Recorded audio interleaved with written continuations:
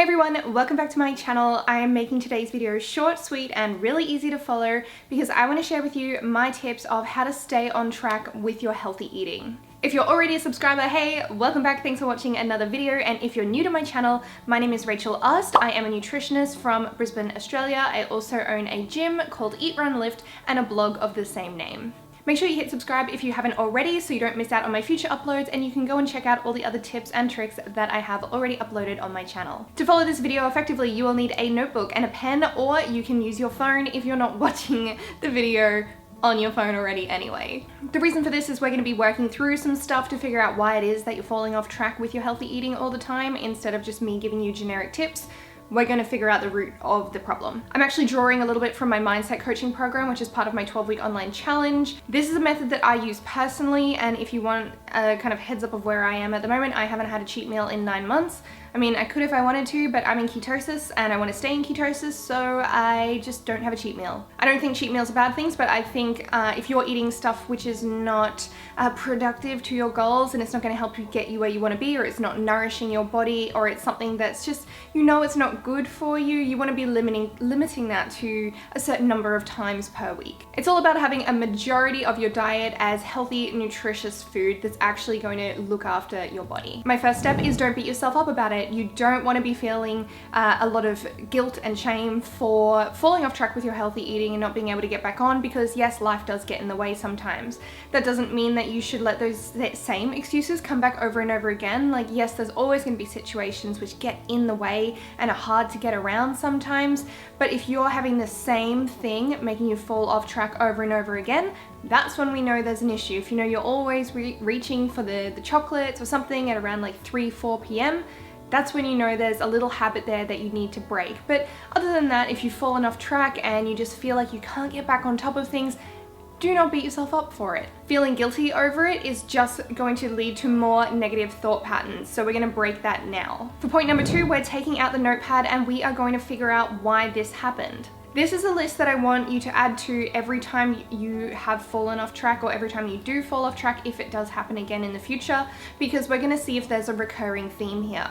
Some common examples that I see from clients are things like stress at work, or stress at home, or it was sitting around in the cupboard so I decided to eat it anyway. So if you just focus on the one last time that you fell off track and weren't able to get back on top of things with the healthy eating, jot down what that reason was. Before I jump into the next point, I would love it so much if you guys would give this video a thumbs up for me. It does actually help my videos out a lot, so I really do appreciate it. Now we're up to step 3, and we're going to take that one obstacle which you wrote down in the previous step, and what we're going to do is write down 3 things that we can do to address that next time it happens. So for me, something that I used to notice was I was a stress eater, and I'd feel stressed, so I'd want salty food.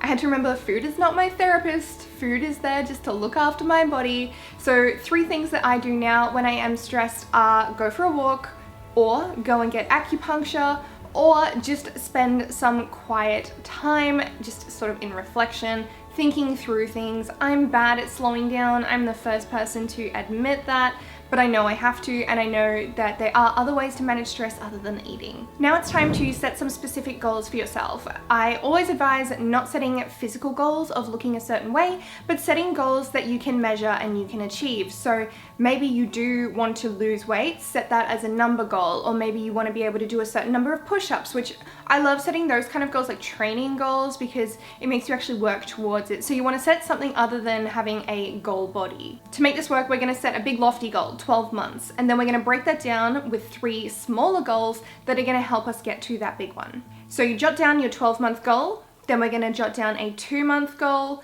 then a 4-month goal, then a 6-month goal, and then you've got 12. Ideally, these 3 little goals need to be building blocks to work your way up to your 12-month goal. Point 5, to make sure that you are not falling off track, is to reassess your cupboards. Go through the pantry, go through the fridge, and make sure there's no junk lying around.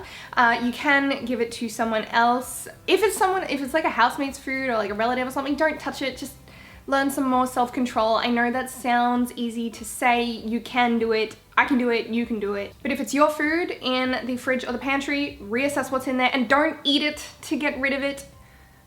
I used to do that too. Don't just give it to someone else who'll eat it. Point 6 is to talk to the people you live with and explain why this is important to you. You don't want to set yourself up for failure by having other people sabotaging your goals, so you really need to explain to them why it's important and why you're doing what you're doing. Point 7 is it's time to plan out a new routine. So when it comes to eating healthy and staying on track with eating the right kinds of foods for your body, I know it can be really difficult sometimes, especially when you're first starting. There's a lot of information out there. It can be tricky. So it's about finding a routine for yourself. You don't have to make all these big changes at once. In fact, I do advise against that. I feel like it is better to take small little steps and change little things at a time. So I'd love for you guys to plan out a week of eating on that notebook or in your phone or whatever you're doing. This is going to give you a nice guideline to work along. If you're looking for some advice, I do have a nutrition guide available. I know I hate putting pictures in things, but really that's what I made the guides for. So the nutrition guide does talk about food, and it splits it up into different body types as well. So your ectomorph, which is usually tall and thin and tries to gain muscle, your mesomorph, which is typically your hourglass shape, which is the body shape that I have, and your endomorph, which is the body shape which usually find it a little bit harder to lose weight, and they tend to be a bit more pear-shaped. If you can, you should also plan out when you're eating, because sometimes what can happen is we get so busy throughout the day, and then by the afternoon we are super hungry, and that's when we go crazy and tend to start scoffing down whatever we can. We want to avoid that from happening and making sure that we're eating, apart from intermittent fasting, I'm not referring to that at all, I'm just talking about general healthy eating. It's important to make sure that you're eating enough calories at the right times of days. So make sure you're eating when you wake up in the morning, you know, you're getting your breakfast in, you're having your snacks, you're having your lunch. You don't want to be eating nothing all day and then coming home and destroying the cupboards at night. You know those people that you hear of who are always like, oh, you know, I was so good all day. I ate an egg and a rice cake, and then I ate a whole pizza and a bunch of like chocolate and everything for dinner.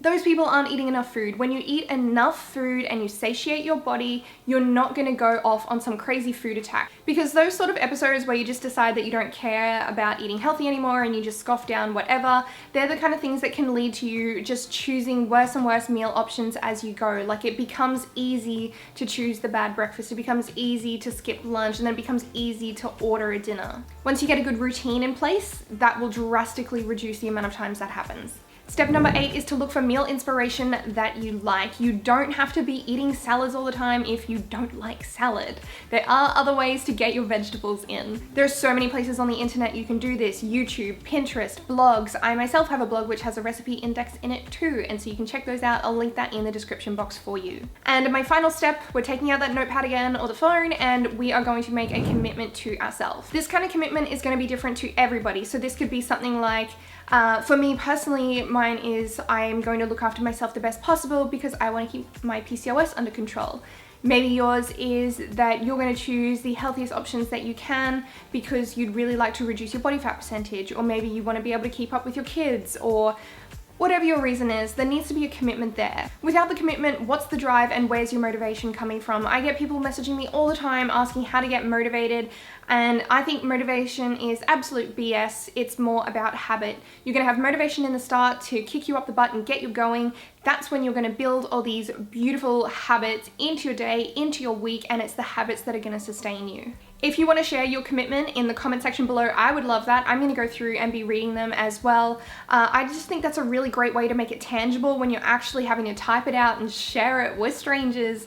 It means that you're really serious about it. But I hope you guys have a new action plan locked down after this video, and if you haven't yet, please give the video a thumbs up before you go and hit subscribe if you're new. I'll catch you in my next upload, or you can jump over to my Instagram and catch me on there. I'm constantly posting food and workouts and things like that in my stories if you're looking for some more inspiration. Bye guys!